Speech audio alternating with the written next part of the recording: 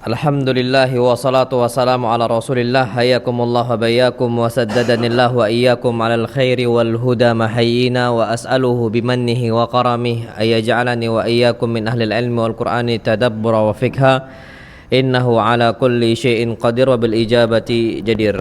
Taib ayyuhal ikhwatul kiram, kita masih dalam adab-adab di masjid dan insyaallah subhanahu wa ta'ala kita lanjutkan lagi. Yang berikutnya adalah an-nahyu 'anil khuruji minal masjid ba'dal adzan. Kita ini dilarang oleh Nabi kita Muhammad sallallahu alaihi wasallam keluar dari masjid setelah dikumandangkan apa? Adzan.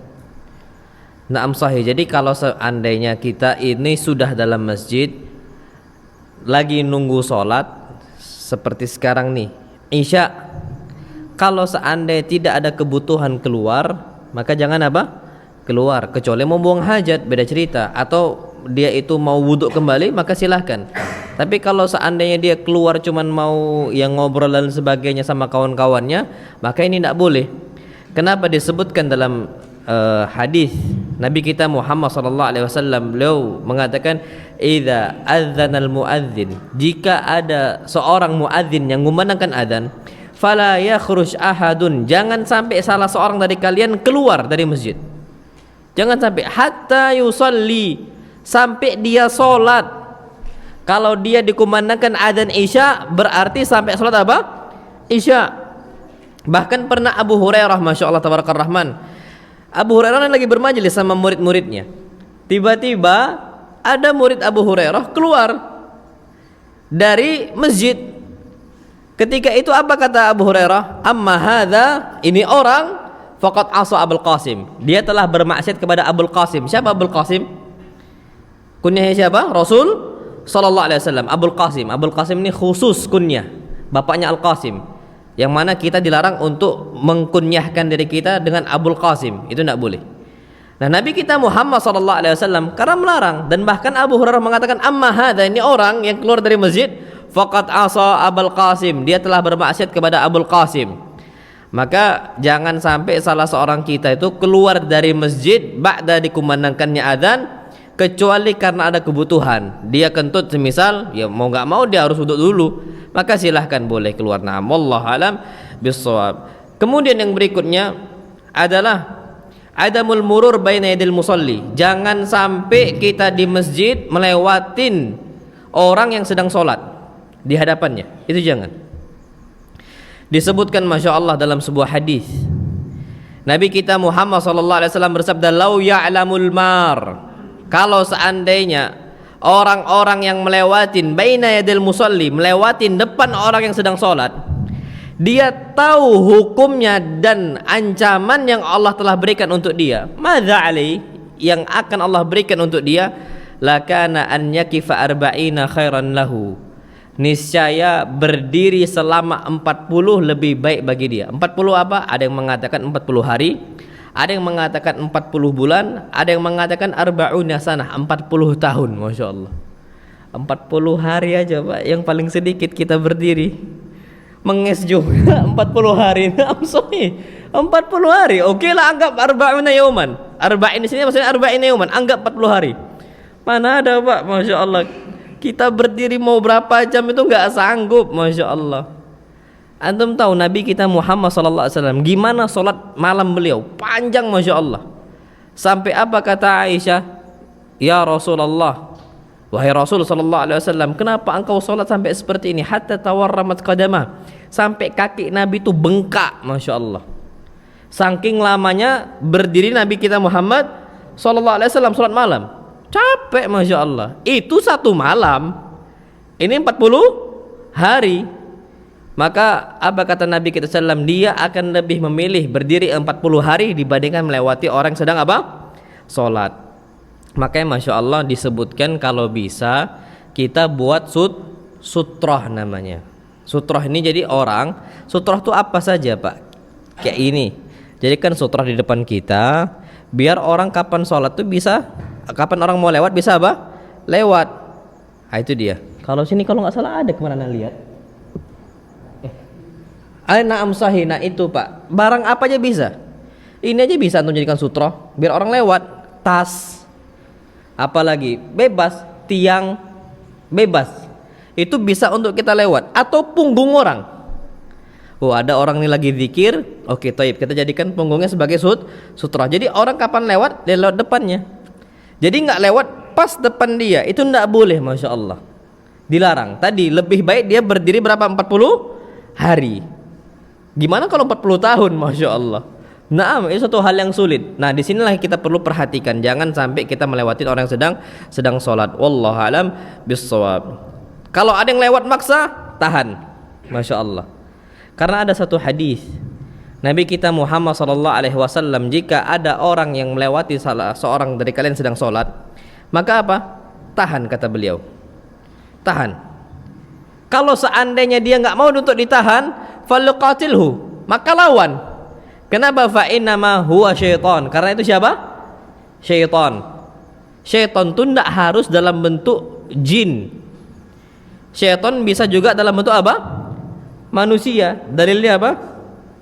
Minal jinnati wan nas. Qul a'udzu birabbin nas, malikin nas, ilahin nas, min syarril waswasil khannas.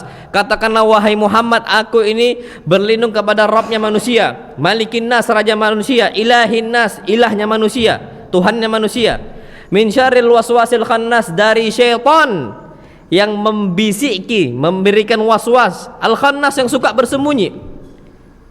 Ini Pak, Allah tutup dengan apa? Minal jinnati wan nas, dari kalangan jin dan kalangan apa? Manusia. Jadi ada syaitan-syaitan dari kalangan manusia, na'am ada. Nah, orang yang suka melewatin orang yang sedang sholat, padahal dia tahu hukumnya, ditahan juga nggak mau, berarti apa dia nih? Syaitan. Tapi syaitan dari kalangan manusia. Jadi apa sih syaitan? Taib, ana sedikit ngelebar sedikit Pak. Apa yang dimaksudkan dengan syaitan? Syaitan itu bukan hakikat bentuk wujud, itu bukan. Syaitan itu sifat dari kata syatona. Syaitannya artinya suka membangkang, suka melawan. Orang yang suka melawan perintah Allah sama perintah Nabi SAW, maka mereka apa? Syaitan. Nah, syaitan ini itu sifat pembangkang mereka. Syaitan itu ada dari kalangan manusia, ada dari kalangan jin, ada dari kalangan haiwan, binatang. Naam, sahih. Binatang ada syaitannya? Ada syaitannya. Contoh hadis Nabi kita Muhammad SAW, beliau bersabda, ini kita melebar sedikit Pak ya, untuk menjelaskan ini. Nabi bersabda, inna bil madinati nafaran minal jinni qad aslamu. Sesungguhnya di kota Madinah itu ada beberapa kalangan jin yang sudah masuk Islam. Fa idza ra'aitum syai'an minha, kalau seandainya kalian melihat ular di rumah kalian di kota Madinah, maka apa? Fa'adhinhu thalathan, maka ingatkan dia sebanyak 3 kali. Kamu keluar sekali. Tidak mau, kamu keluar 2 kali. Tidak mau, 3 kali, kamu keluar. Kalau dia jin muslim, dia akan keluar. Karena jin ini kadang-kadang menjelma sebagai apa? Ular. Nah, keluar dia. Tapi masya Allah, kalau dia nggak mau keluar, apa kata Nabi? Faktuluhu fa innama huwa syaitan. Itu hewan, ular tadi, bunuh. Karena dia ini apa? Syaitan. Tapi bentuknya hewan, syaitan. Makanya Pak, masya Allah, ana itu beberapa kali ngerukyah orang. Sebelum ana ngerukyah, ana nanya. Biasanya ibu-ibu atau bapak juga pernah. Ana nanya, Pak, Bu, pernah ndak mimpi ular? Jawabannya apa? Pernah. Sering. Apa yang ibu lihat? Kadang-kadang mimpi ular, kadang-kadang mimpi anjing, kadang-kadang mimpi kalajengking. Fix itu semua syaitan dari kalangan apa? Hewan. Berarti dia diganggu sama syaitan dari kalangan jin. Tapi dia dalam bentuk mimpi, dia berubah seperti itu. Makanya hati-hati Pak, kalau orang sudah seperti itu, dia harus lindungi diri dia dengan apa? Ayat Al-Quran Al-Karim. Naam, sahih. Antum tahu masya Allah Pak, di surga itu kan awalnya isinya para malaikat sama manusia. Siapa? Nabi Adam sama satu jin. Siapa? Iblis. Jadi rata-rata semua para malaikat, tapi ada satu manusia, ada satu apa? Jin. Iblis itu Pak, Semua para ulama mengatakan iblis ini adalah makhluk yang taat dulunya. Dan bahkan ketaatannya iblis itu setara dengan ketaatannya para malaikat. Ini semua para ulama mengatakan itu. Antum bacalah dalam kutubut tafsir, kitab-kitab tafsir para ulama. Antum akan jumpain itu. Makanya jin itu letaknya di bumi, tapi ada jin, satu jin yang letaknya di mana? Surga. Siapa dia? Iblis. Pak, Masya Allah, ketika itu semua para malaikat diperintahkan oleh Allah Subhanahu wa Ta'ala untuk ngapain? Sujud. Kepada siapa? Adam. Nggak mau dia sujud. Nggak mau dia apa? Sujud. Ya nggak mau nih si iblis, dikeluarkanlah dia, terpaksa terusir. Antum tahu Pak, Masya Allah, kalau antum baca kitab tafsir, loh, gimana dia kalau memang terusir? Gimana menggoda Nabi Adam alaihi salam untuk makan buah apa? Khuld, kata mereka. Kata iblis ini buah khuld, buah kekal. Loh, iblis kan sudah dikeluarkan, nggak bakal bisa masuk lagi. Terus dengan cara apa dia goda Adam? Pak, kalau antum buka kitab tafsir, iblis tuh menjelma sebagai apa? Ular. Jelma sebagai ular, dia masuk dikira hewan biasa. Rupanya siapa itu? Iblis. Itulah makanya kenapa sekarang hampir rata-rata orang kapan diganggu sama syaitan itu dalam bentuk apa? Ular. Bahkan kalau di ruqyah pun kadang-kadang mencak-mencak, dia kayak mencak-mencak apa? Ular. Sorry, anda udah berapa kali Pak ngeruqyah? Kayak gitulah kondisinya. Mereka syaitan sudah. Nah, jadi jangan sampai kita ini memiliki sifat seperti sifat siapa? Syaitan. Syaitan itu sifat, bukan hakikat, bukan wujudnya. Jadi ada manusia, ada hewan, ada jin. Malaikat nggak ada syaitannya. Karena disebutkan oleh Allah, malaikat ini la ya'sunallaha ma amarahum wa yaf'aluna ma yu'marun. Mereka ini selalu mengerjakan apa yang Allah perintahkan. Berarti nggak pernah membangkang, makanya nggak pernah disebutkan syaitan. Itu yang perlu kita ketahui. Na'amullah alam bisawab. Jadi kita kembali ke tema, jangan sampai kita ini melewatin orang yang sedang sholat. Kalau seandainya sudah dicegat tapi kita masih lewat, takutnya kita ini syaitan. Hati-hati. Na'amullah alam bisawab. Taib. Kemudian yang disebutkan juga adalah adamu raf'is saut fil masjid. Jangan sampai kita itu ngangkat suara menggerumuh dalam masjid. Wat tashwish 'alal musallin, dan ganggu orang-orang salat. Contoh gini, Pak. Kita baca Al-Qur'an Al-Karim, sebelah kita sedang apa? Salat. Jangan gede-gede, jangan keras-keras. Ana pernah mengingatkan waktu itu ada salah satu santri kita baca Quran, memang suaranya dia agak keras, agak lantang, tapi sebelahnya sedang sholat. Waktu itu iktikaf kami. Jadi iktikaf kami itu di pondok, santri-santri kami wajibkan ikut iktikaf untuk 10 malam terakhir Ramadan. Jadi ngumpullah santri ini. Ketika ada yang sholat sunnah di sebelahnya, dia baca Quran keras-keras. Kita ingatkan, tidak boleh. Orang sedang sholat, kita ganggu dengan bacaan apa? Al-Quran Al-Karim. Kita ingatkan.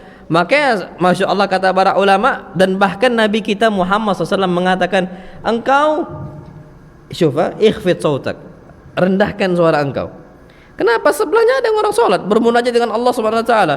Kita harusnya faham kondisi. Oke, fulan sholat, kita juga lirihkan, karena dia pasti terganggu. Itu yang perlu kita ketahui. Na'amullah alam bisa. Apalagi Masya Allah, kalau seandainya kondisinya yang ganggu ini suara HP, nada dering, orang lagi apa? Sholat. Kadang-kadang kita lupa untuk istilahnya mensilentkan HP ketika orang sholat. Orang baca Quran aja, kita lagi sholat, terganggu nggak? Terganggu. Apalagi suara nada dering HP.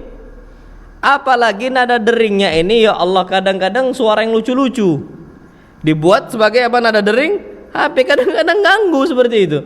Nah, ini yang harus kita perhatikan, jangan sampai membuat orang-orang itu terganggu sholatnya gara-gara kita. Jadi disebutkan jangan sampai maftuhan, HP ini maftuhnya terbuka. Kapan orang nelpon ada nada deringnya, itu jangan, kata beliau. Asna as-salat, ketika sholat. Allah alam bisawab. Kemudian Masya Allah yang berikutnya, adab masjid. Ini untuk wanita, ibu-ibu khusus. Allah tatatayyab al-mar'atu wa tatazayyan 'inda khurujha lil masjid. Jangan sampai seorang wanita itu pakai minyak wangi berangkat ke masjid. Oh kan ke masjid tetap tidak boleh pakai parfum, nggak boleh pakai minyak wangi untuk wanita. Kenapa disebutkan oleh Nabi kita Muhammad SAW? Beliau bersabda, "Idza syahidat ihdakunna al-masjid." Kalau salah seorang kalian wahai para wanita berangkat ke masjid, fala tamassu tiba, maka jangan sesekali dia pakai minyak wangi. Jangan. Perempuan boleh pakai minyak wangi, boleh, tapi khusus dalam apa? Rumah. Pakai minyak wangi bisa untuk suami. Kapan keluar jangan, tidak boleh. Jadi wanita ada parfumnya ada, dan bahkan Nabi bolehkan wanita pakai parfum, tapi di rumah saja. Bahkan Nabi bersabda, khairuti birrijal, sebaik-baik parfumnya laki-laki, ma khafiya launuhu, apa yang warnanya itu samar tapi baunya kenceng. Sebaliknya wanita disebutkan ma dhahara launuhu wa khafiya rihuhu, parfumnya wanita warnanya pekat tapi baunya apa? Samar. Bau samar tuh gini, Pak, macam bau deterjen. Kita cuci kan ada deterjen tuh, ada wanginya, dan bahkan pakai softener kan gitu ya, wangi bajunya itu. Tapi kapan kita pakai yang wangi itu, yang bisa nyium wanginya cuman diri dia sendiri, yang lain nggak bisa nyium. Nah itu boleh dipakai, boleh. Tapi kalau kita pakai minyak wangi yang lain bisa nyium, itu nggak boleh. Nah, itu kata Nabi kita Muhammad Sallallahu Alaihi Wasallam. Jadi wanita boleh nggak pakai deterjen bajunya? Kan ada pewangi, boleh. Wanita boleh nggak pakai softener bajunya? Jawabannya apa? Boleh. Kan ada pewanginya, tetap boleh. Tapi itu yang dicium cuman untuk pribadi. Yang lain nggak boleh kecium. Nah ini kata Nabi kita Muhammad SAW. Jadi pakai apa minyak wangi wanita, apa yang pekat, istilahnya pekat warnanya, tapi baunya tuh samar sekali, yang bisa nyium cuman dia. Itu boleh. Itu pun Masya Allah Tabarakar Rahman, dipastikan jangan sampai bisa kecium sama yang lain. Kalau udah bisa kecium sama yang lain, itu diancam oleh Nabi kita Muhammad beliau bersabda dalam hadis yang sahih, ayyum amra'atin, wanita mana saja, kharajat min baitiha, keluar dari rumahnya, dia pakai minyak wangi, ista'tarat, pakai minyak wangi ketika keluar dari rumahnya, famarrat ala qaumin, dia lewatin beberapa kaum laki-laki, liyajidu min rihiha, kemudian mereka ini nyium wanginya wanita tersebut, maka apa kata Nabi? Fahiya zaniyah, maka tuh wanita adalah wanita pezina, pelacur. Masya Allah. Langsung Pak, tegas dari Nabi kita Muhammad Sallallahu Alaihi Wasallam. Sekarang muslimah ini kebalik. Kapan suami kerja dari luar, masuk ke rumah, istrinya enggak mandi, kadang-kadang enggak pakai minyak wangi, baunya bau terasi. Mau bau terasi, bau bawangnya semua ada, bawang merah iya nyampur di situ, bawang putih, bawang bombay, la haula wala quwwata illa billah. Apalagi bau terasi kadang-kadang, naudzubillah. Tapi kapan keluar dia pakai apa? Minyak wangi. Kan kebalik, harusnya yang nyium itu laki-lakinya, suami dia, bukan orang lain. Masya Allah. Ternyata sekarang banyak orang kebalik. Masya Allah, dia pakai minyak wangi kapan dia keluar, dalam tidak mau. Kata Nabi SAW, fahiya zaniyah, ini wanita pelacur. Pak, tegas Pak, Masya Allah. Jangan antum samar-samarkan. Sekarang kan banyak yang haram-haram disamarkan. Contohnya apa? Contohnya Masya Allah, wanita jangan sebut pelacur, tapi sebut apa? Kupu-kupu malam. Ay, indah sekali kupu-kupu. Coba disebut bangke. Oh itu fulana tuh bangke malam itu. Orang gak akan mau dekat sama dia. Disebut apa? Bangke. Tapi kenapa disebut kupu-kupu malam? Memperindah yang haram.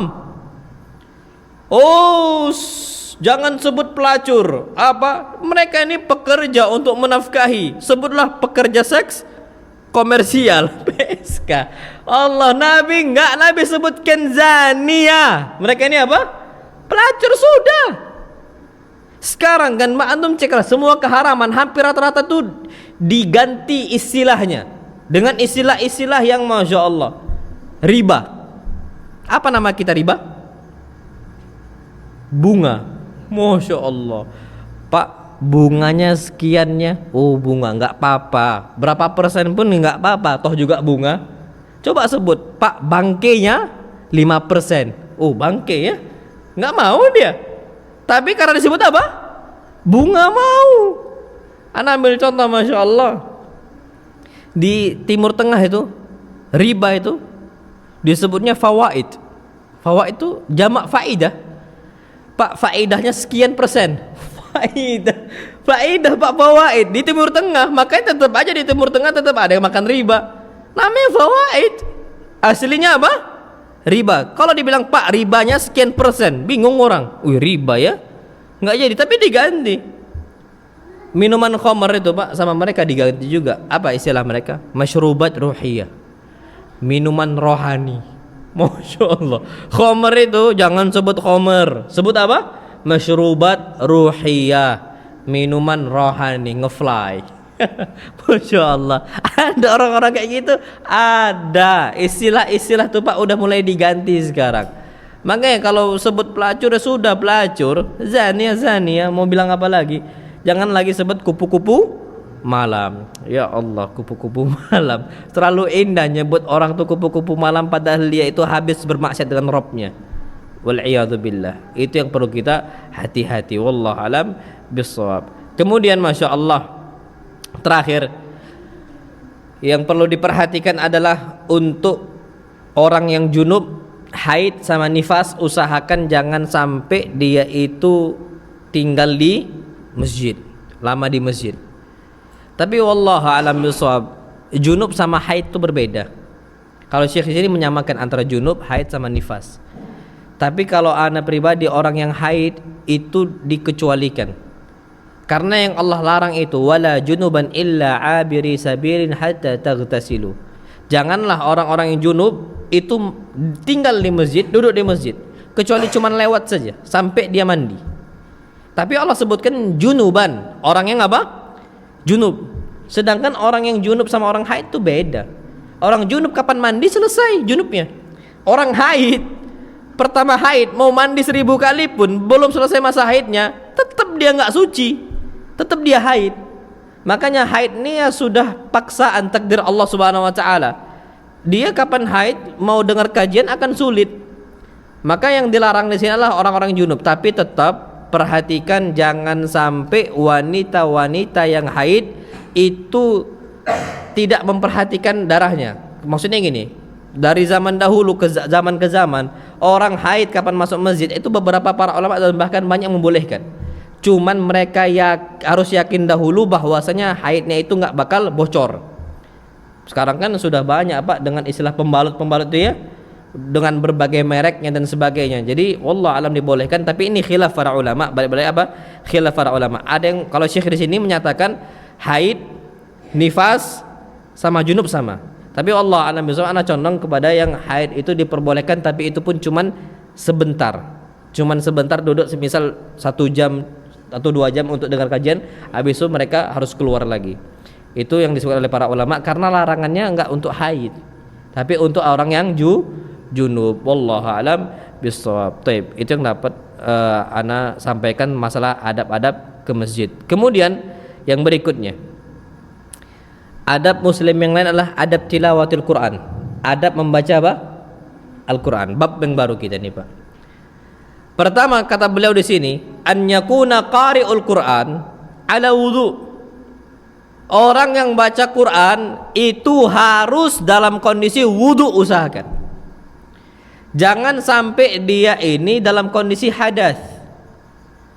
Orang yang baca Al-Quran, usahakan, apalagi sampai nyentuh Quran, nyentuh mushaf. Nyentuh mushaf ini itu disebutkan oleh Allah Subhanahu wa taala, la yamassuhu illal mutahharun. Tidak ada yang nyentuh mushaf Al-Quran kecuali orang-orang yang suci. Nah, kalau seandainya dia ini ternyata hadas, maka usahakan jangan dia nyentuh Quran atau baca Quran sampai dia apa? Sampai dia wudu terlebih dahulu. Itu dalilnya, la yamassuhu illal mutahharun. Tidak boleh ada yang nyentuh mushaf Al-Quran kecuali orang-orang yang suci. Terus apa? Nadhifats tsaub, bajunya bersih, badannya bersih. Dalilnya apa? Allah berfirman, wa thiyabaka fatahhir, baju engkau sucikan, bersihkan dulu. Kalau seandainya ada najis, hilangkan najisnya, wajib kalau najis. Tapi kalau ada kotoran, semisal al-mukhat wal busaq, dahak atau ludah atau ingus, ini kan suci semua, Pak. Nggak ada satupun ulama mengatakan ludah manusia apa? Najis. Tapi kotor bukan? Kotor, Pak. Tidak semua yang suci maka dikatakan bersih. Tapi semua yang bersih pasti apa? Suci. Contoh ludah nih, kotor nggak dia? Kotor, tapi suci. Suci dia. Nah, kata para ulama, walaupun dia ini suci, tapi kotor, contohnya nggak sengaja, ada apa? Ludah nggak sengaja, contoh, atau ada ingus nggak sengaja, maka dia harus nadhifats tsaub. Ini orang harus baca Quran, harus kondisi dia bersih tubuhnya, bersihkan. Karena Allah berfirman, wa thiyabaka fatahhir, wal makan, dan juga tempatnya juga harus bersih. Cari tempat-tempat yang nyaman untuk kita baca Quran dalam kondisi bersih. Jangan sampai kotor. Tempat baca Quran tempatnya berdebu, usang, nggak dijaga dan sebagainya. Mending cari pindah tempat yang lain yang bersih. Datang ke bangunan, bangunannya ini masya Allah nggak kumuh, nggak diurus lagi dan sebagainya. Datang ke masjid lah, baca Quran dalam kondisi tempatnya itu bersih. Terus apa? Mustaka. Mustakan ini siwakan. Makanya orang sekarang ini kan, ya Allah, jarang sekali siwakan. Padahal Nabi kita Muhammad SAW itu siwakan tuh berapa kali dalam sehari? Minimal 5. Itu minimal. Kalau kita diajarkan berapa kali? 2 kali sehari. Kadang-kadang pun masih ada orang sehari sekali. Na'udzubillah. Nabi kita Muhammad SAW itu minimal 5 kali dalam sehari. Bisa lebih, bisa berkali-kali. Bahkan siwakan Nabi SAW itu nggak terhitung lagi, masya Allah. Beliau bersabda dalam hadis yang sahih, laula an asyqa ala ummati la amartuhum bisiwaki inda kulli shalah. Kalau aku seandainya nggak memberatkan umatku, maka aku perintahkan mereka semua untuk siwakan. Untuk apa? Siwakan inda kulli shalah, setiap kali hendak sholat. Kita seorang muslim minimal sholat berapa kali sehari? 5. Belum sholat sunnahnya. Sholat semisal isya, siwakan. Nanti setelah sholat ba'diyahnya, siwakan lagi. Inda kulli sholat, setiap kali apa? Sholat. Dalam riwayat yang lain, ma'a kulli wudu, setiap kali beliau berwudu, beliau ngapain? Siwakan. Ada yang mengatakan ketika kumur-kumur siwakannya, dan ada yang mengatakan sebelum wudu. Dan wallah alam, ana condong kepada sebelum wudu, bukan ketika kumur-kumur. Karena disebutkan hadis Ibnu Abbas, Nabi SAW bangun malam, thumma tasawwaka, kemudian Nabi SAW bersiwak, thumma yatawadda, kemudian Nabi berwudu. Jadi siwakan dulu, habis itu berwudu. Walaupun kita membolehkan orang-orang yang siwakan ketika kumur-kumur, boleh juga, silahkan. Nah, tapi Pak, kita ini kurang perhatian. Bahkan kita cuma mencukupkan 2 kali sehari untuk sikat gigi. Lebih percaya sama dokter duniawi dan nggak percaya sama Nabi kita Muhammad Sallallahu Alaihi Wasallam. Makanya anak pernah, masya Allah, ketika ada seminar waktu itu Ustadz Arifin Badri, Dr. Ustadz Arifin Badri sama dokter gigi. Waktu itu anak masih ingat di UNIJ, Universitas Jember, masalah gigi. Ada yang nanya, masya Allah, peserta, dok, kalau kita berbicara agama, itu kan agama menganjurkan kita sikat gigi sesering mungkin. Ana mau nanya sekarang, apa pandangan dokter langsung tentang masalah sikat gigi itu lebih dari sampai 5 kali? Apakah bagus untuk gigi? Kata beliau, itu jauh lebih bagus. Sering-sering sikat gigi. Cuman caranya yang betul. Caranya jangan sak. Kita sikat gigi sebagaimana kita siwakan atas bawah. Jadi nggak ngerusak gusi dan nggak ngikiskan gigi. Kata beliau, kalau sekarang kita sikat gigi sampai kadang-kadang sikat gigi itu baru berapa kali pakai langsung lebar. Nah, sorry. Dia metodenya nih, masya Allah, atas ke bawah, atas ke bawah. Kata beliau, ana demi Allah nggak bakal rusak itu gigi, kata beliau. Masya Allah. Ini dokter gigi langsung ngomong, spesialisnya nggak rusak. Nah kita ini kurang perhatian di situ, masya Allah. Dan bahkan santri-santri kita pun banyak juga pakai siwakan. Mereka motong siwak lagi, motong siwak lagi. Cuman memang kalau siwakan itu kalau bisa tempat tertutup sebenarnya. Tempat tertutup karena memang siwakan ini kan kita mengeluarkan apa? Kotoran. Sebagaimana kita buang hajat kita sembunyi. Ngupil kita ngapain? Sembunyi. Karena kita ngeluarkan kotoran. Kuping Pak, ngeluarkan kotoran, sembunyi kita. Sikat gigi, siwakan juga apa? Sembunyi. Nabi SAW juga sembunyi. Cuman saking seringnya beliau nggak terhitung lagi. Sampai kata para sahabat Nabi SAW, kunna kana Rasulullah SAW, Rasul sallallahu alaihi wasallam itu bersiwak mala nuhsi, nggak bisa kita hitung saking seringnya. Tapi beliau tuh sembunyi-sembunyi. Karena ini kita mengeluarkan apa? Kotoran. Antum Mbak sekarang coba lihat orang mengeluarkan kotoran tuh hampir rata-rata sembunyi-sembunyi. Makan masya Allah. Dulu kami nyantri santri masya Allah. Antum tahu cantengannya kaki ya? Orang tuh keluarin cantengan itu malu Pak kalau. Nah, yang penting orang nggak tahu. Maksudnya orang nggak lihat kalau bisa. Tapi kalau memang nggak memungkinkan, kalau kita mau ke masjid nggak memungkinkan, kita belum siwakan, boleh siwakan boleh. Anak juga sering kayak gitu. Tapi kalau bisa ditutup. Kalau bisa apa? Ditutup. Karena kadang-kadang Pak ada yang keluar. Kadang-kadang ada yang keluar. Kalau bisa ditutup. Udah besok masuk Allah Akbar, letakkan lagi. Nah, itu diperintahkan. Dan itu sunnah Nabi kita Muhammad sallallahu alaihi wasallam. Apakah bagus siwak atau sikat gigi? Wallah alam. Ana kalau lebih sampai sekarang detik ini lebih condong siwak lebih bagus. Kayu siwak itu Pak. Kayu siwak ini kayu khusus. Antum pakai ranting kok akasia rusak gigi. Dia ada kayu yang namanya kayu arok, bukan arak-arak homer ya, arok bahasa Arabnya. Itu kayu khusus siwak. Pak masya Allah. Wallahi masya Allah ya. Wa ma yantiqu 'anil hawa in huwa illa wahyu yuha. Nabi nggak mungkin bersabda dari hawa nafsunya. Pasti ada wahyu yang disampaikan oleh Allah untuk beliau.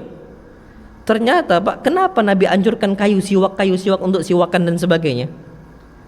Ternyata ketika dicek Pak ya sama medis, itu kayu siwak itu Pak bisa mengusir bakteri. Ketika di mikroskop itu ya didekatkan, di zoom mati Pak bakteri itu pakai kayu tadi. Masya Allah.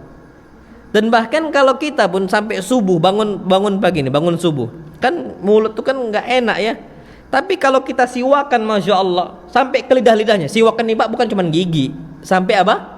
Lidahnya itu juga sama. Nabi juga sama. Beliau SAW tuh sikat giginya itu sampai ke lisannya, hatta yakula sampai masuk itu Pak ke pangkalnya. Nabi mengatakan saking apa? Antum tahu kayak orang muntah ya? Kayak gitu. Itu Nabi SAW. Jadi disiwak lidahnya. Ternyata itu bersih Pak. Cukup, nggak usah pakai sikat gigi, nggak usah pakai odol, pakai apa, pakai itu aja Pak. Masya Allah aromanya hilang. Antum kalau nggak percaya cobalah cek, murah harganya. Kapan sudah ngembang tinggal dipotong. Naam sahih. Dan itu sunnah Nabi kita SAW. Tapi kalau antum Ustaz, anak kayaknya nggak terbiasa sama siwak. Kalau sikat gigi boleh nggak? Boleh. Pahala sama. Karena tujuannya adalah membersihkan mulut. Mau antum mau pakai apa? Sekarang kan ada mouthwash itu ya, yang untuk mulut itu Pak, kumur-kumur boleh. Pakai sikat gigi boleh. Tapi kalau anak Pak masya Allah sampai detik ini siwak itu memang bagus sekali. Wallahi bagus. Dari zaman ke zaman sampai zaman kita nggak mati itu Pak siwak itu. Maksudnya orang-orang banyak make. Dan wallah alam anak rasakan sendiri. Jadi seperti itu Pak, kalau bisa kita ini pakai apa? Siwakan. Terus siwakan. Itu sunnah Nabi kita Muhammad sallallahu alaihi wasallam. Tapi kemudian an yakhtarul makan al-hadi. Sebelum kita baca Quran, cari tempat-tempat yang hudu. Hudu ini tempat-tempat yang tenang. Jangan sampai kita ini mencari tempat yang ramai untuk baca Quran. Jangan, nggak fokus. Karena kita kadang-kadang baca Quran itu tadabbur. Membaca ayatnya isinya masya Allah kita bisa nangis dan sebagainya. Tapi kalau tempat yang ramai, salah tempat kita nih. Tapi kalau memang mau nggak mau kita baca Quran di tempat itu, contoh transportasi. Pak, Masya Allah, banyak kawan-kawan kita itu Pak, mereka naik bus baca Quran, biasa sama mereka. Hari-hari mereka sama Quranul Karim. Mereka baca di situ karena untuk mengisi waktu luang mereka. Baca apa?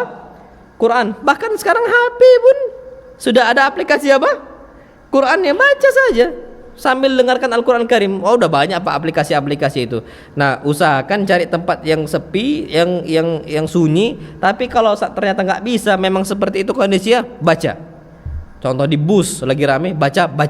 Tapi Pak, lirih suaranya, jangan sampai ganggu orang yang lain seperti itu. Nah, wallahu alam bisawab. Apalagi kalau soalnya di Eropa. Anak itu pernah di Eropa, anak lirih saja, lirih baca itu Quran tuh Pak. Anak sendiri waktu itu, anak nggak tahu mereka ini ada gerbang tuh gerbang silent khusus untuk diam. Anak nggak tahu gerbong itu memang gerbong untuk apa? Diam. Akhirnya dikasih sama ikhwan, Ustaz, sini Ustaz. Akhirnya anak kan waktu itu kan memang nyari tempat yang sunyi aja. Oke, itu sunyi itu kan. Berangkat anak pelan aja, pelan pal Pak. Dipanggil sama ikhwan, Ustaz, sini Ustaz, salah tempat ya Ustaz. Kenapa Ki? Itu enggak boleh bicara sedikit pun. Memang ada Pak istilahnya. Jadi di kereta api itu ada memang gambar, memang enggak boleh pakai keluar suara sama sekali, enggak boleh. Jadi dicoret sama mereka. Ya itu Pak, jangan ganggu gitu. Pindah tempat itu pun jangan sampai ganggu juga. Lirih saja. A'udzubillahi minasyaitonirrajim. Bismillahirrahmanirrahim. Lirih saja. Nah, itu insyaallah hidup kita akan diberkahi oleh Allah Subhanahu wa taala. Wallahu alam bissawab. Insyaallah kita lanjutkan nanti ba'dal isya tentang masalah isti'adzah. Isti'adzah ini penting, Pak. Kenapa kita harus minta tolong sama Allah, minta perlindungan dari Allah kepada Allah dari syaitan ketika baca Quran. Nanti kita bahas pada ba'dal isya. Wallahu alam bissawab. Assalamualaikum warahmatullahi wabarakatuh.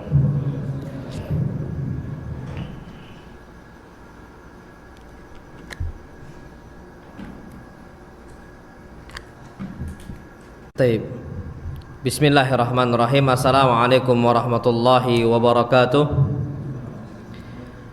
Alhamdulillah wassalatu wassalamu ala Rasulillah. Kita lanjutkan lagi kajian kita. Yang berikutnya adalah Masya Allah, an yabda at-tilawah bil isti'adzah. Seseorang itu memulai tilawah Al-Quran dengan isti'adzah, minta perlindungan kepada Allah dari syaitan ar-rajim. Allah Subhanahu wa taala berfirman, "Fa idza qara'tal Qur'an," kalau engkau hendak membaca Al-Qur'an Al-Karim, "Fasta'idz billah," maka minta perlindungan kepada Allah dari siapa? Minasyaitonir rajim, dari syaitan yang terkutuk. Dan Pak, Masya Allah, kenapa kalau baca Quran ini kita harus isti'adzah dari syaitan? Karena memang Al-Quran ini Allah turunkan dalam kondisi berat. Allah berfirman, "Inna sanulqi 'alaika qaulan tsaqila." Wahai Muhammad, kami akan berikan kepada engkau qaulan tsaqila, ucapan yang berat. Buktinya apa? Lihat kaum muslimin saat ini. Mereka baru baca Al-Quran, buka mushaf Al-Quran, a'udzubillahi minasyaitonirrajim, nggak nyampe 5 menit udah matanya berat. Ini juga berat, Masya Allah Pak. Tapi kapan buka sosial media Facebook, wah Pak, tahan berjam-jam. Kenapa dia baca sosial media tahan, tapi baca Quran nggak tahan? Setan. Sampai nguap itu Pak. Kalau udah nguap nggak ditahannya pula lagi, dibukakannya aja. Ya Allah, na'am sahih. Makanya perintahnya kita, diperintahkannya kita ini oleh Allah SWT untuk isti'adzah agar kita itu bisa khusyuk. Naam sahih. Naam, enggak Ustaz, anak khusyuk. Saking khusyuknya anak ketiduran. Wah itu Pak, bukan lagi khusyuk, ya turungan tuh udah tidur. Naam sahih, na'udzubillah. Makanya diperintahkan kita isti'adzah. Dan Pak, Masya Allah, kita jujur pribadi, baca Quran tuh berat. Tapi kalau orang-orang yang Allah mudahkan, dia akan mudah. Antum tahu Pak, Masya Allah, kita ini kan perintah Nabi kita Muhammad SAW untuk kita, khatam Quran itu berapa lama? Dari Al-Fatihah sampai An-Nas, berapa lama waktunya? 1 bulan. Nabi sallallahu alaihi wasallam bersabda, "Iqra'ul Qur'an." Bacalah Al-Qur'an Karim fi syahr. Selesaikan, khatamkan dalam tempo sebulan. Sahabat lain mengatakan, "Ya Rasulullah, wahai Rasulullah SAW, kalau cuma sebulan kami mampu lebih cepat dari itu." Nabi SAW mengatakan, "Iqra'ul Qur'ana fi sab'ati ayyam." Bacalah Al-Quran, khatamkan dalam tempo 1 pekan. Sab'ati ayyam, 7 hari. Sahabat lain mengatakan, "Ya Rasulullah, kalau cuma 7 hari kami bisa." Maksimal kata Nabi SAW, kalau engkau mau kejar lebih cepat khatamkan, maka iqra'ul Qur'an fi thalathati ayyam. Itu maksimal 3 hari dan gak boleh nambah. Itu paling cepat khatam Quran. Berarti kalau 3 hari itu Pak, 1 hari berapa juz? 10 juz. Gak boleh lebih cepat dari itu. Kenapa? Takutnya gak tadabbur, gak khusyuk. Tapi normalnya seorang muslim baca Quran khatam dari Al-Fatihah sampai An-Nas itu targetnya itu sebulan. Tapi kalau sebulan berarti Al-Quran ini kan ada 30 juz. 1 bulan ada 30 hari. Berarti 1 hari berapa juz? 1 juz. Sebenarnya gampang Mbak, wallahi gampang. Ana Masya Allah baca Al-Quran Mbak, antum bisa praktekkan sebenarnya. Orang kapan normal bacaan Qurannya itu sejuz, nggak nyampe sampai sejam tuh nggak nyampe. Wallahi nggak nyampe sejam itu nggak nyampe. Ana selesaikan itu dalam tempo waktu setengah jam, itu normal. Karena gini Pak, kalau antum mau baca Al-Quran Karim 1 halaman ya, 1 halaman itu selesai 1 menit. Sedangkan berapa halaman dalam 1 juz? Kalau 1 juz kan ada 10 lembar. Kalau halaman berarti berapa? 20 halaman. Kalau 1 halaman 1 menit berarti berapa menit? 20 menit selesai. Itu kalau kita agak cepat. Tapi kalau kita lambatkan Mbak, normal dulu ya, tartil saja. A'udzu billahi minasyaitonir rajim. Bismillahirrahmanirrahim. Normal kayak gitu Mbak. Kita selesai 1 halaman nggak terlalu cepat, itu 1,5 menit. Kalau 1,5 menit per halaman berarti 1 juz berapa? 30 menit tok. 20 kali 1,5 menit. Cuman 30 menit selesai. Oh Ustaz, kan kita beda Ustaz. Kalau ana masih pemula, belum apa? Belum mahir. Ana bisa sak jam Ustaz. Kalau apa? Semisal taib. Alasan kan kita gitu ya. Alasan kita, oh enggak lah, beda lah. Kalau antum mungkin lah setengah jam, mungkin kami bisa sejam, bisa lebih. Taib. Berarti Pak, target kita jangan sejus 2 juz atau sejus kurang berapa halaman, enggak usah. Tapi targetnya waktu. Apa? Waktu.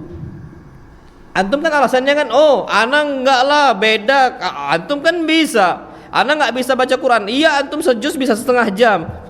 Kalau kami lama. Oke, taib. Alasannya gara-gara apa? Kurang mahir baca Al-Quran. Berarti Pak, patokannya sama-sama setengah jam. Oh, orang mahir Quran asatidahnya baca Al-Quran Karim 1 hari setengah jam. Bisa nggak kita buat kayak gitu? Kan alasannya gara-gara nggak bisa. Oke, terserah antum Pak. Mau dapatnya 1 halaman, 2 halaman, 3 halaman, yang penting setengah jam. Bisa nggak targetkan? Kalau seandainya ternyata nggak dibaca juga, berarti kita ini manusia-manusia Bani Israel. Apa Bani Israel? Yahudi. Banyak alasan.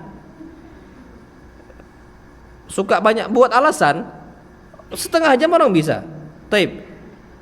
Antum Pak praktekkan malam ini. Dari besok ya. Oke, antum praktekkan. Oke, ana target berarti baca Quran per hari itu setengah jam. Praktekkan. Kadang-kadang Pak manusia ada anak kasih saran gitu, Ustaz, tapi kok rasanya kok lama nih setengah jam itu. Ana udah usaha setengah jam ini per hari. Ana baca setengah jam itu, ana tengok jam, oh belum setengah jam, masih berapa menit? Baca lagi, loh ternyata masih 10 menit. Oi lama nih kan katanya. Itu Pak, memang betul lah yang Allah firmankan, inna sanulqi alaika qawlan tsaqila. Kami bacakan kepada engkau wahai Muhammad ucapan yang berat. Taib. Ana ada saran Pak. Biar antum nggak bolak-balik lihat apa jam. Anggaplah waktu antum mahal, masya Allah. Oke, dunianya berat di luar dan sebagainya. Oke, mahal anggap. Caranya Pak, biar antum nggak bolak-balik nengok jam, antum buat timer di HP. Antum buat apa? Timer. Antum tulis 30 menit. Antum buat gini Pak, peraturan lo ya. Antum buat timer, habis itu antum buat timer itu 30 menit. Kan ada nih pengatur waktu. Nah, antum buat nih 30 menit. Kalau udah 30 menit antum buat, Pak, play. Mulai. Habis itu peraturannya nggak boleh lihat jam. Antum tutup. Kapan udah 30 menit nyala sendiri nggak dia? Nyala. Baru antum boleh selesai. Itu nampak khusyuknya, Pak. Tapi kalau antum nggak diginikan, Pak, nengok-nengok sikit-sikit. Kalau 5 menit aja lewat kayaknya zalim sekali. Antum tuh kayak bakhil sama Allah. Sudah gini buat caranya. Kalau gini juga nggak bisa, Pak. Nggak tahu lagi dengan cara apa antum mau dekat dengan Al-Quran. Kalau anak gitu, Pak, caranya. Anak buat kayak gini, nyalakan timer, sudah letakkan setengah jam selesai. Karena hampir rata-rata Pak setengah jam itu udah 1 juz. Dan bahkan bisa lebih anak. Bisa lebih. Jadi patokan anak setengah jam, hitungannya timer, sudah. Antum bisa baca dengan sefleksibel itu. Pak, masya Allah. Berarti kan ada 24 jam dalam 1 hari. Untuk baca Quran berapa jam cuman? Jam, ya Allah. Allah minta cuman setengah jam. Nggak tahu sekufur apa kita sama Allah. Kufurnya bukan keluar dari Islam ya. Kufur ini membangkang. Semembangkang apa kita kepada Allah, ya Allah. Dari 24 jam Allah nggak minta setengahnya, cuman minta setengah jam, nggak nyampe sejam untuk baca Quran. Nggak bisa juga, Allah alam. Makanya memang kita nih Pak, mau nggak mau pertama kali baca Quran agar nggak futur memang ucapkan a'udzubillahi minasyaitonirrajim. A'udzubillahi minasyaitonirrajim, baca Quran. Nah, itu mau nggak mau yang harus kita perhatikan. Wallahu alam bishawab. Jadi kalau sudah seperti itu, maka Allah akan gampangkan. Tapi kalau nggak tengoklah ngantuk, yakin ya. Santri itu ya Allah kadang-kadang Pak, kapan main pusger. Ini ba'dal asar ya, sama-sama ba'dal asar. Ba'dal asar kan mereka halakoh. Halakoh tuh Pak, ada aja manusia-manusia kayak gini, santri itu. Tapi kalau udah selesai halakoh, sudah subhanakallahumma wa bihamdika asyhadu an la ilaha illa anta astaghfiruka wa atubu ilaik. Pum, ke lapangan Pak, seger semua, nggak ada yang ngantuk. Setannya udah pergi. Kapan halakoh, setannya datang lagi. Nah, sahih. Jadi setiap belajar ngantuan bawaannya. Tapi kalau udah main, jawara mereka ini kadang-kadang. Wal'iyadzubillah. Nah, ini memang penting harus kita perhatikan Pak. Harus jauh-jauh kita dari setan. Ana wallahi Pak, sahih. Ada waktu itu salah satu wali santri deket pondok rumahnya. Jadi waktu itu anaknya anak kutab, anak SD kita lah, nyalain Quran, speaker Quran. Jadi ada speaker Quran dinyalain. Uminya tiba-tiba ngomong, nak matikan itu. Umi benci suara itu. Kaget ini. Anak itu kaget. Mi, tambah digedein sama anaknya. Anak kutab kita, anak SD kutab. Ditambah digedein lagi. Matikan, Umi benci kali. Sampai akhirnya dia manggil abiknya, Bi, Umi kok kayak gitu Bi ya? Masih kecil anaknya. Pas ditengok, kesurupan ini. Pas kesurupan, anak habis kajian Syama'il Muhammadiyah di pondok. Anak ke kantor, diketok, Ustaz, bisa ruqyah istri anak. Loh kenapa Pak istri antum? Iya Ustaz, nggak tahu entah kenapa tiba-tiba anak-anak ngidupkan Al-Quran, tiba-tiba setannya kayak gitu. Kesurupan tiba-tiba. Sudah, anak ke sana. Pas berangkat ke sana, Pak, alhamdulillah kita ruqyah, alhamdulillah, masya Allah, alhamdulillah, pergi setannya. Pak, anak nanya ke ibu itu, Bu, kenapa kok bisa kayak gitu? Nggak tahu Ustaz, kenapa tiba-tiba awal itu anak benci, habis anak benci itu nggak terkontrol lagi. Ibu sering baca Quran, Ustaz jarang nian. Jangan kayak gitu Bu. Wallahi pelindung kita nih mau nggak mau apa Al-Quran Al-Karim. Kan kita kan mengatakan a'udzu bikalimatillahi tammati min syarri ma khalaq, bikalimatillah, dengan kalimat-kalimat Allah. Pak, Al-Qur'an inilah kalimat Allah. Kalamullah. Al-Qur'an apa? Kalamullah. Nah, ini kalimatillah. Baca, enggak bisa, Pak, Masya Allah. Makanya tapi kalau kalau kita sudah terbiasa dengan Quran Karim, Pak, nggak ada yang kita takuti. Setan nggak pernah, Pak. Kita nggak pernah takut sama setan, kita nggak pernah takut sama antum tahu, masya Allah. Umar bin Khattab tuh ma'ruf, Pak, ketegasan beliau.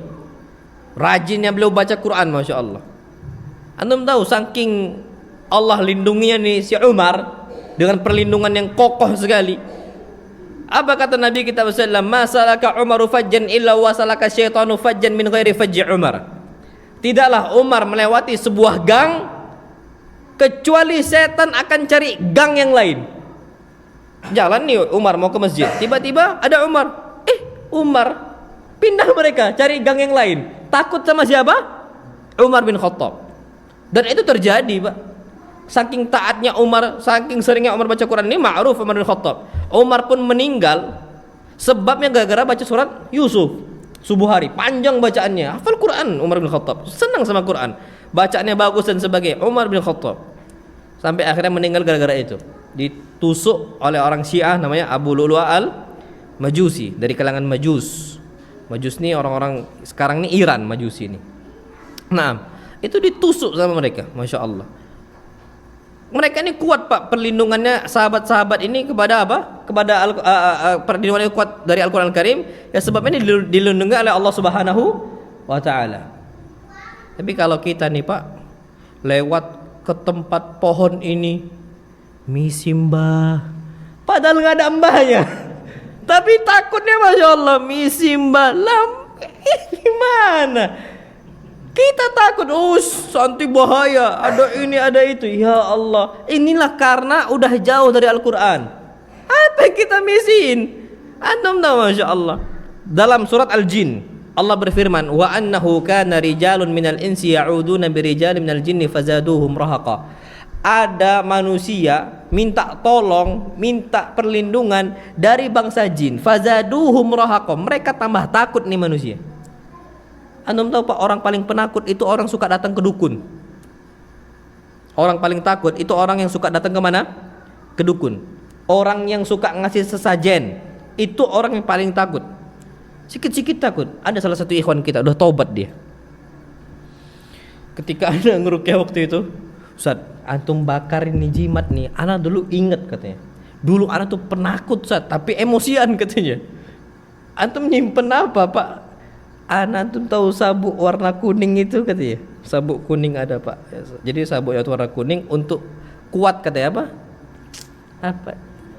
Iya, kebal lah, maksudnya ilmu kebal. Biar kebal. Jadi ada tulisan-tulisan dari dukun itu disimpan, taruh biar kuat. Apa kata dia? Ana pernah safar dari Prabu ke Palembang, tinggal nih langsung takut nih minta ampun, Ustaz. Kayak ada yang mau bunuh ana, Ustaz.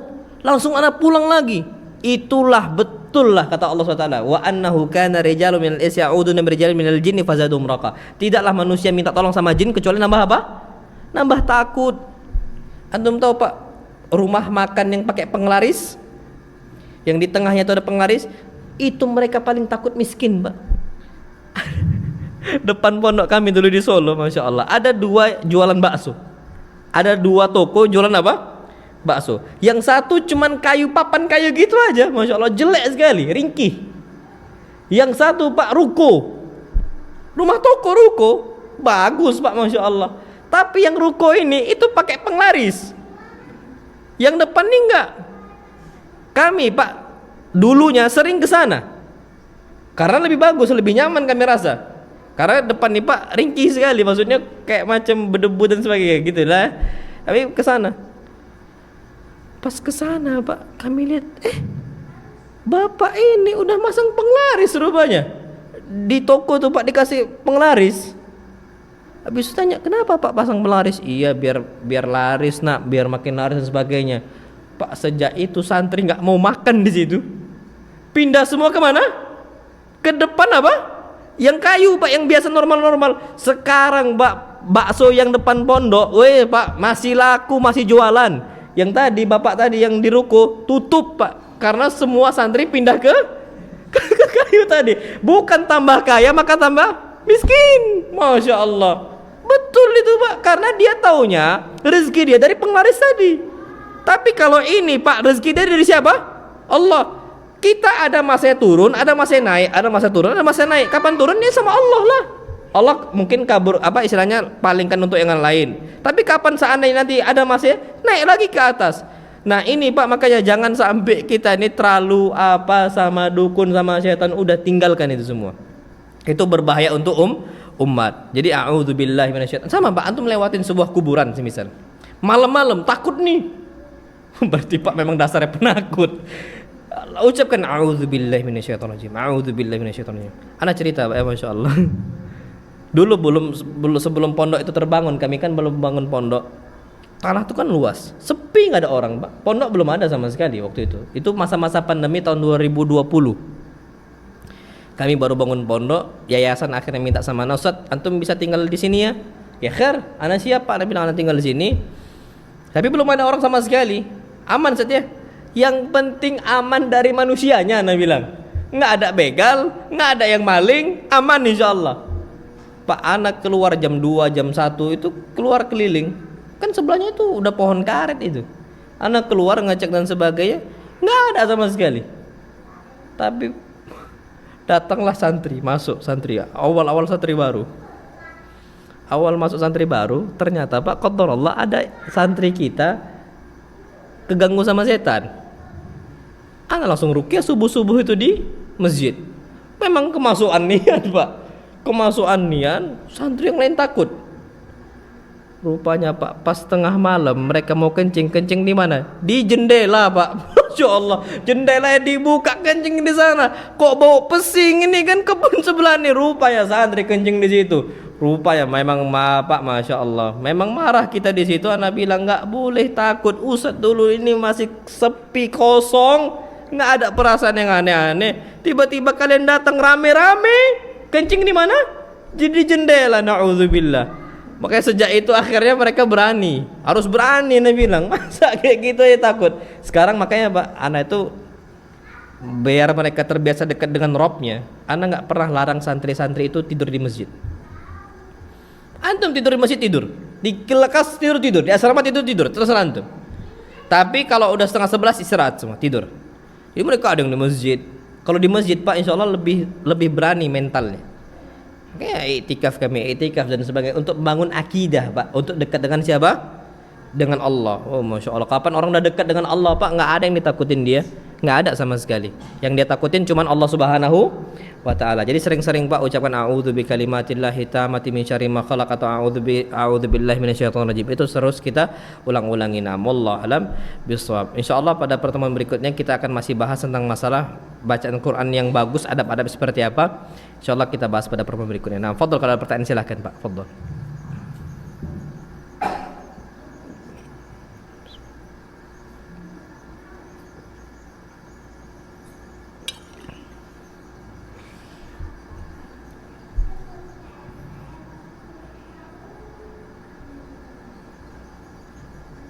Nah, fadhol.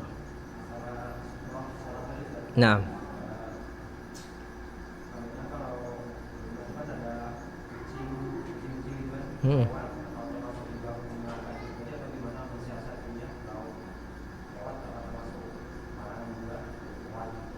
Naam, taib. Naam.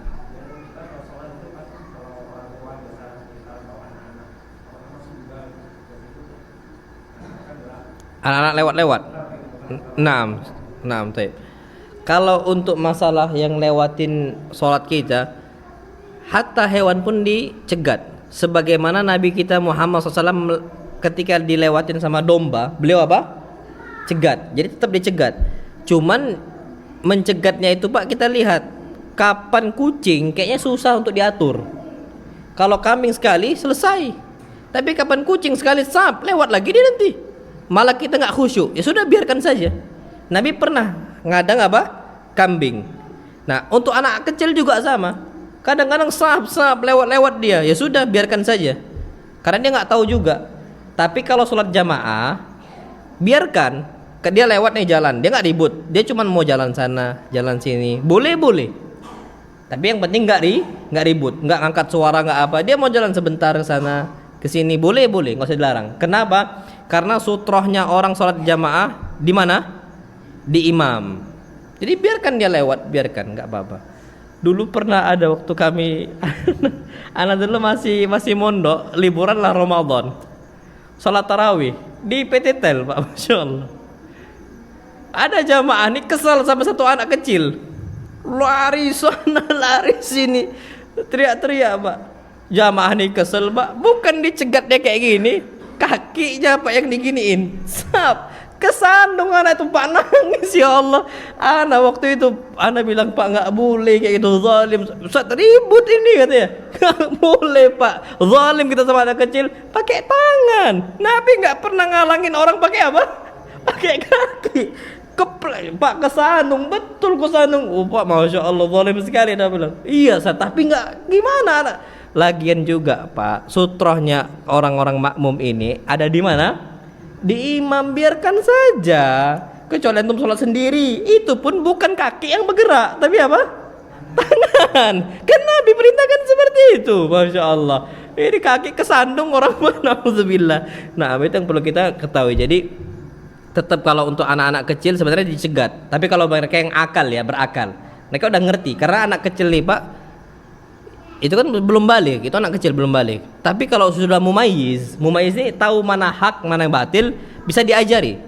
Umur 5 tahun tuh, Pak, udah bisa loh sebenarnya. Udah ngerti mereka, nak ini boleh, nak ini nggak boleh, itu bisa. Maka kita ajarkan. Dan ana wallahi, Pak, ya, anak-anak sampai detik ini tuh nggak ribut di masjid, nggak ribut. Ana wallah alam, Pak, ana pelajarin juga dari para sahabat zaman dulu. Bawa anak biar nggak ribut itu, jangan bawa anak ketika mereka kenal main, jangan. Akhirnya mereka main di mana? Masjid. Tapi bawa dari sebelum mereka kenal main. Mereka taunya, oh ini tempat khusyuk ibadah, diem. Nanti kapan keluar baru. Jadi, Pak, anak-anak tuh dari awal kecil itu anak bawa ke masjid dari umur kecil, Pak. Masih 2 tahun anak bawa ke masjid, anteng diem ya. Sampai sekarang dia tuh nggak mau ribut-ribut. Sekarang 5 tahun umurnya. Sholat tarawih, Pak, anak kan keluar dakwah di luar Palembang semisal. Anak suruh, nak, nanti sholat tarawih di masjid, anteng ya, diam ya. Rupanya, Pak, anak tanya sama santri, ribut nggak sih Khalid nih? Enggak, Ustaz, alhamdulillah. Di mana dia? Di soft depan. Samping siapa? Samping fulan. Ya, sudah selesai.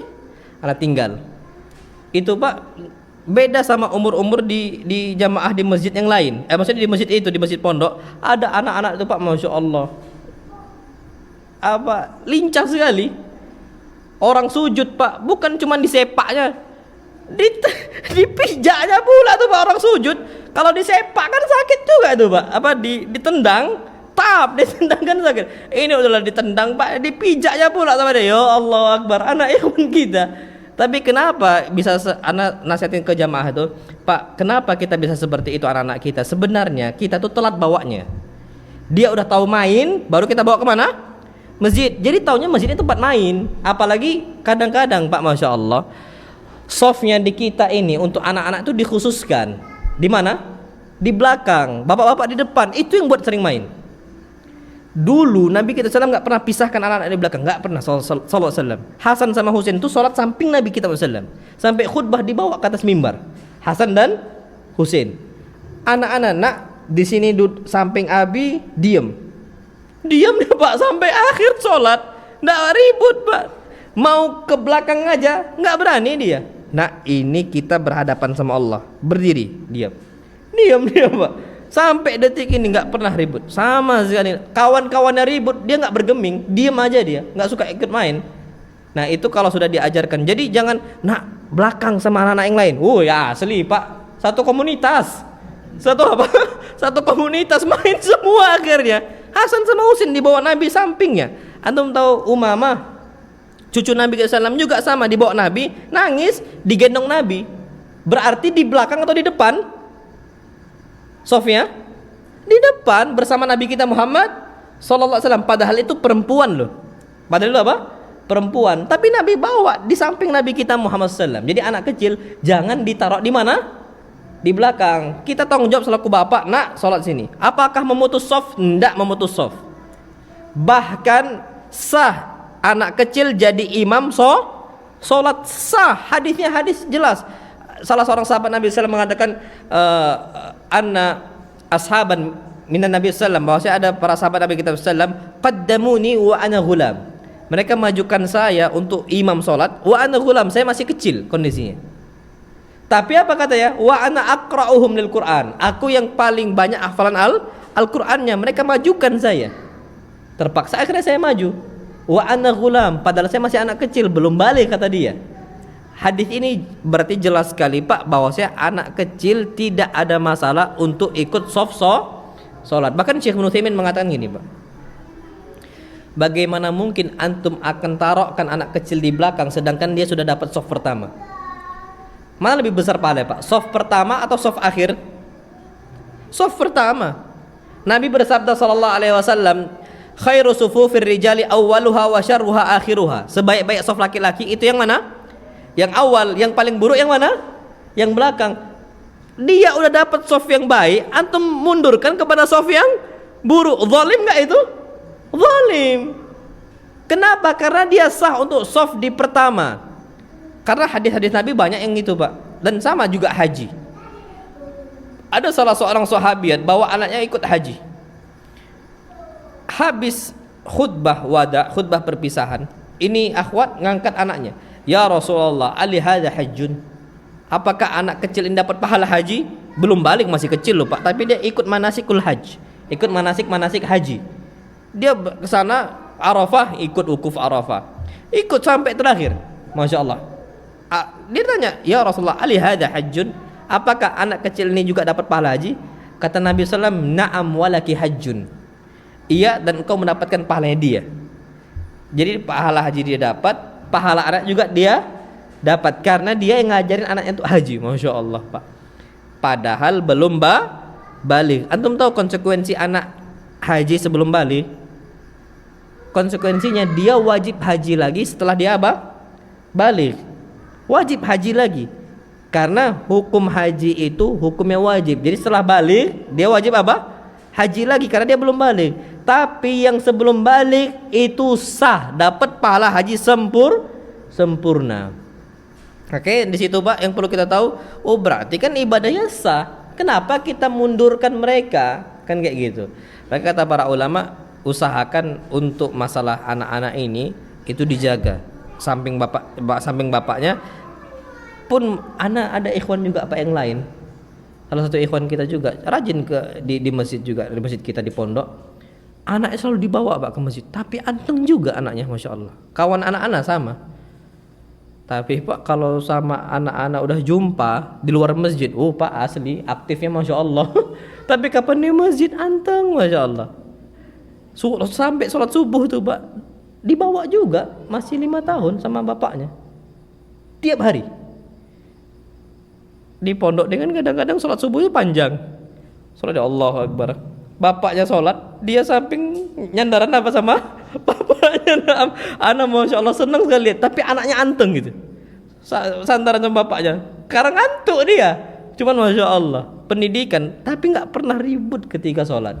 Masya Allah. Jadi yang anak rasa Pak, memang kita tuh perlu tahu untuk bawa anak sebelum mereka kenal kenal main. Tapi kalau udah kenal main Pak, jumpa yang satu frekuensi, sudah. Pas sholat tarawih jadi Pak masjid tempat main, ya Allah. Nah itu kata para ulama. Nah wallah alam bisawab. Jadi tetap anak-anak tuh nggak boleh lewat-lewat. Tapi kalau kita ini Pak, kita ajarkan. Tapi kalau dia belum ngerti, belum tamyiz kan belum bisa membedakan mana hak mana batil. Anak 2 tahun nggak ngerti dia Pak. Anak 1 tahun apa lagi nggak ngerti dia. Kita ngomong apa nggak tahu dia. Nah itu biarkan saja, nggak ngaruh. Karena dia nggak akil, nggak berakal. Itu disebutkan oleh para ulama. Nah wallah alam bisawab. Fadhal, yang silahkan. Nah, fadhal, Pak.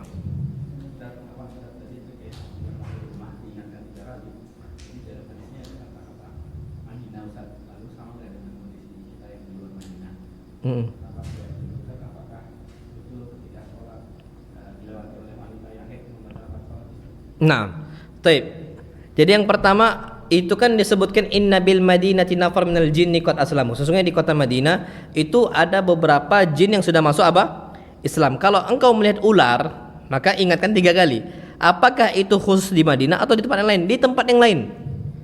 Kenapa? Karena biasanya jin muslim itu dia akan bertempat tinggal itu kadang-kadang menjelma. Salah satu menyebabkan dengan apa? Ular. Dan wallahi terjadi, Pak. Pernah kejadian waktu itu detail waktu dulu. Pas kan itu kan hutan aslinya ya. Tahun 99 abi anak pindah dan kami juga pindah ke Tel waktu itu. Masuk ular, Pak, Masya Allah. Pas diingatkan, keluar, Pak. Keluar kamu, keluar. Sekali, keluar. Keluar loh, Pak, Masya Allah. Tahu dia ular besar tapi bukan ular berbisa. Ular apa ya? Tapi besar, Pak, yang lilit itu nah, yang apa? Yang melingkar-lingkar, nah itulah. Keluar dia, Pak, Masya Allah. Hadis-hadis dan hadis-hadis yang sahih. Jadi kalau kita melihat di rumah secara umum, coba ingatkan, Pak. Biasanya keluar itu kalau jin, kalau dia jin muslim loh ya. Tapi kalau dia syaitan, hewan, maka apa? Kita harus ingatkan kalau dia nggak mau ya sudah, bunuh karena itu syaitan dari kalangan hewan. Bisa jadi iblisnya nian. Ana pernah kejadian, Pak, Masya Allah. Ana habis ngerukyah waktu itu siang-siang. Ini kejadian, Pak, sama santri kejadian. Ana habis ngerukyah waktu itu siang-siang di Prabu sana, tapi Ana nggak sebutkan namanya. Ana rukyah, ini ikhwan kita.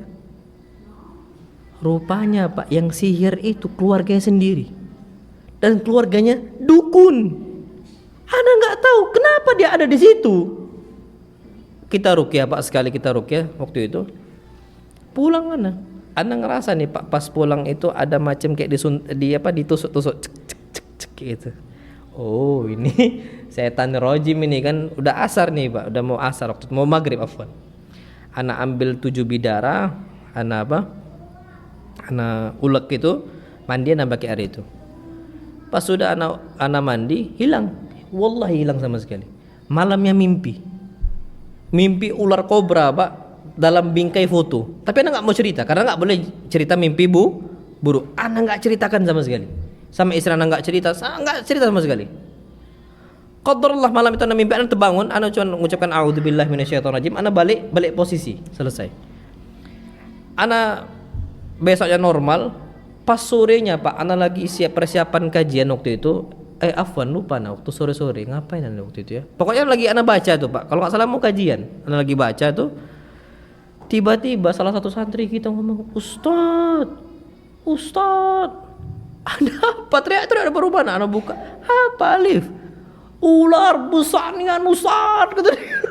Pas dilihat, Pak, persis king cobra yang ana lihat di foto. Mimpi ana kan dalam bingkai foto kayak gini, Pak. Persis nian cak ini, Pak. Bub besar nian, Masya Allah.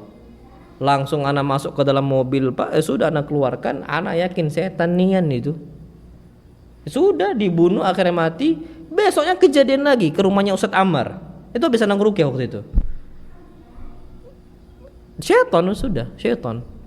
Nah itu kalau sudah seperti itu, Pak, syaitan itu maka bunuh. Bisa syaitan istilah syaitan jinnya, atau memang syaitan memang hewan, murni hewan, tapi tetap disebut apa? Syaitan. Maka itu harus dibunuh. Jadi seperti itu. Nah tapi kalau di rumah itu, Pak, biasanya enggak. Biasanya dia itu kalau udah masuk di rumah, dia itu bisa jadi jin muslim, takutnya gitu.